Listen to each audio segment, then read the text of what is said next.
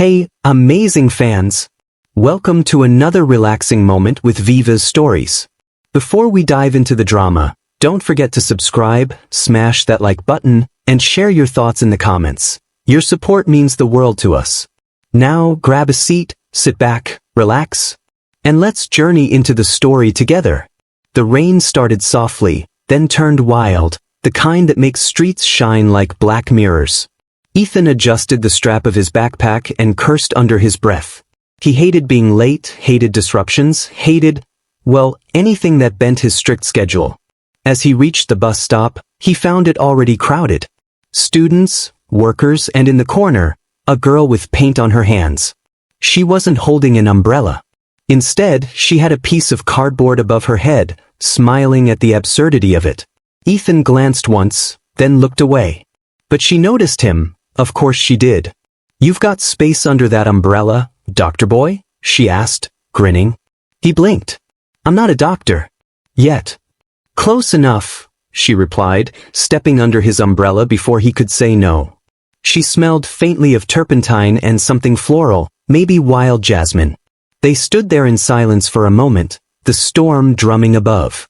Finally, Ethan muttered, "You could have brought your own umbrella. And you could have left me here to drown," she shot back, playful. "But you didn't."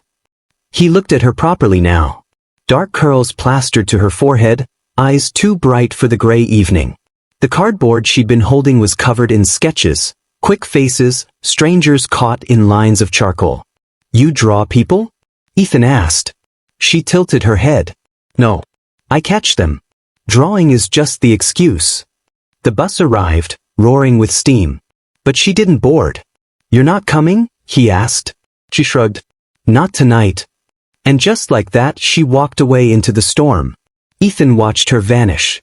He didn't even know her name. But something in his chest, something disciplined, caged, stirred for the first time in years. The city plunged into chaos 3 nights later. A storm knocked out power, leaving streets cloaked in darkness. Ethan was walking home from a late shift at the hospital, umbrella forgotten this time. That's when he saw her again. She was across the street, sketchbook clutched to her chest, face illuminated by flashes of lightning. For reasons he couldn't explain, Ethan crossed over.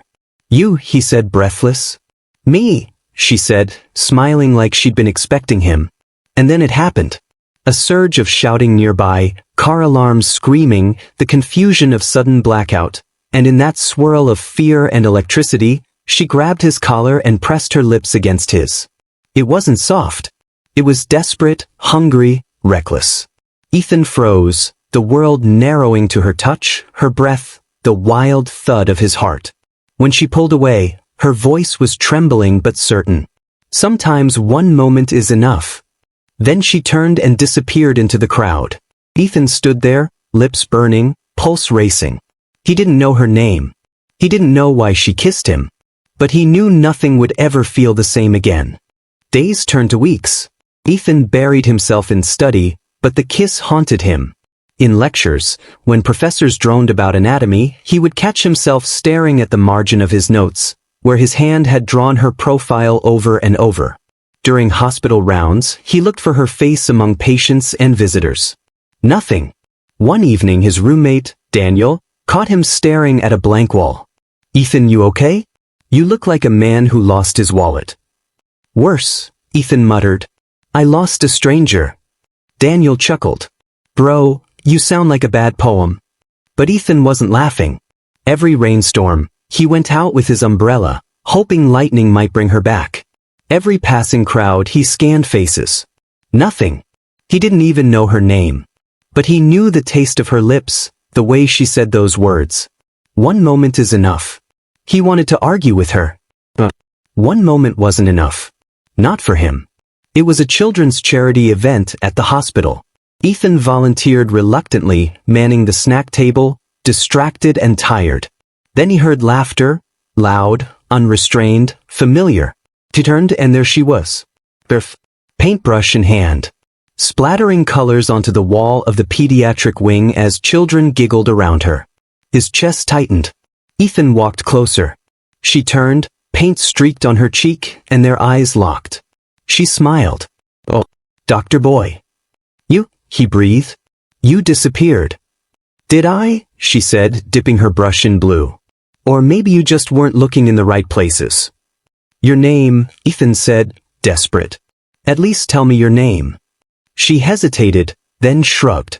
Leora. Leora, he repeated, as if saying it tethered her to reality. You remembered me all this time? She teased. How could I forget? He shot back. For a moment, she froze, something unreadable flickering in her eyes. Then she went back to painting, pretending it didn't matter. But Ethan knew it mattered. To both of them. From that day, their worlds collided. Leora dragged Ethan into nights he never would have imagined. Underground art shows in abandoned factories, rooftop parties where musicians played on broken instruments, chalk sketches on sidewalks that washed away with dawn. You live like none of it matters, Ethan said one night as they sat on a rooftop, city lights sprawling below. That's because nothing lasts, Leora replied. Not walls. Not art. Not people. That's a sad way to live. She smirked. No. It's the only way to live free. Ethan watched her sketch the skyline on a napkin. Her fingers smudged with charcoal. Her laugh echoing into the night. For the first time in years, Ethan felt alive. Not just existing, not just studying, but living. But in the shadows of her smile, he saw something else. A weight she never spoke of. Secrets she carried. And Ethan, whether ready or not, was already too deep to walk away. Ethan and Leora sat on the rooftop of a crumbling warehouse, the city spread before them like a restless heartbeat. He couldn't take it anymore. Leo, why did you kiss me that night? She froze. The question she had dodged for weeks finally caught her. Her hand tightened around her sketch pencil until it snapped in two. I thought you liked mysteries, she whispered. Not this one. Not you. For a long time, she said nothing. Then she exhaled shakily, eyes never leaving the skyline. I was leaving the city that night, she admitted. I thought I'd never come back. That kiss was supposed to be a goodbye, to everything. To myself. Ethan stared at her. Goodbye? To a stranger? Her laugh was brittle. That's why it was safe. Strangers don't ask for explanations. But I'm not a stranger anymore, Ethan said firmly. And I can't stop asking. Her eyes softened, just for a moment, before hardening again. Then stop. Because if you knew the truth, you'd run. He leaned closer. Try me. But she didn't answer. Instead, she gathered her things and left, leaving Ethan with more questions than before, and a heart that refused to let her go. The unraveling began quietly. Ethan noticed the calls she ignored, the way she flinched when certain numbers appeared on her cracked phone screen. One night he followed her after she slipped out of a gallery show. He saw her arguing with a man in a black car, her fists clenched, her voice trembling. You don't own me anymore, she shouted.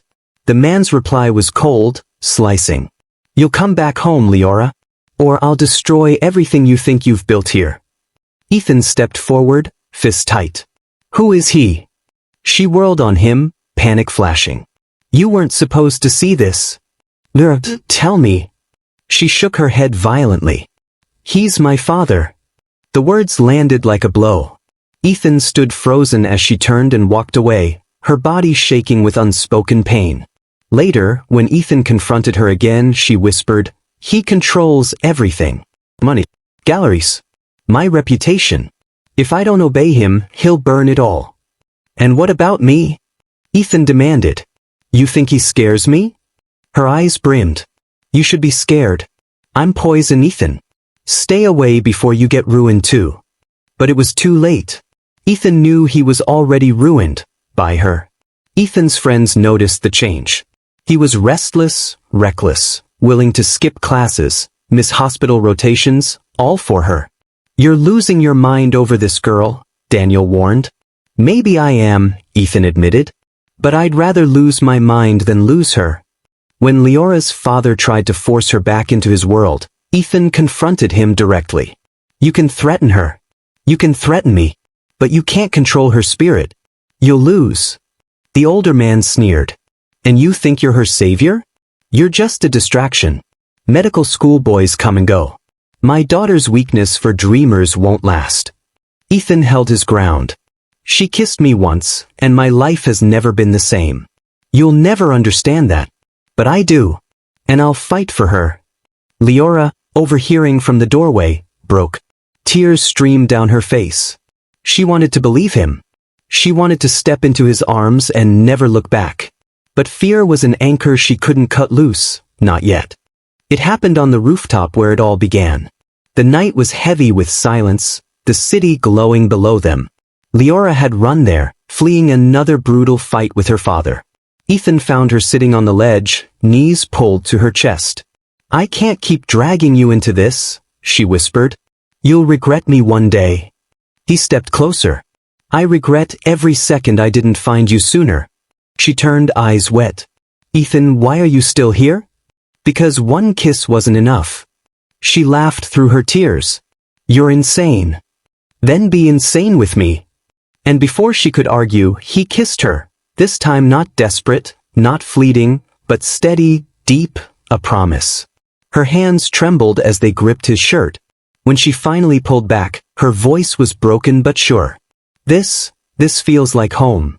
For the first time, she said his name softly, like it mattered. Ethan. He smiled. Now you'll see differently. Years later, the hospital walls were alive with color. Murals painted by children, guided by Leora's brush. Ethan walked the halls in his white coat, pausing to watch her laugh with a patient as she handed him a paintbrush. They had built a life between two worlds, hers of chaos and paint, his of order and healing. Somehow they fit. One evening, sitting together in their small apartment overlooking the city, Ethan leaned back and said, "Do you ever regret kissing me that night?" Leora smiled, her eyes softer than he'd ever seen them. Every day. His heart sank, until she added, "Because one kiss will never be enough. I'll be spending the rest of my life making up for it." He laughed, kissed her again, and whispered against her lips, "You were right, you know. One moment is enough to change everything." And in that moment, with paint-stained hands on his face and the hum of the city outside, Ethan knew the truth.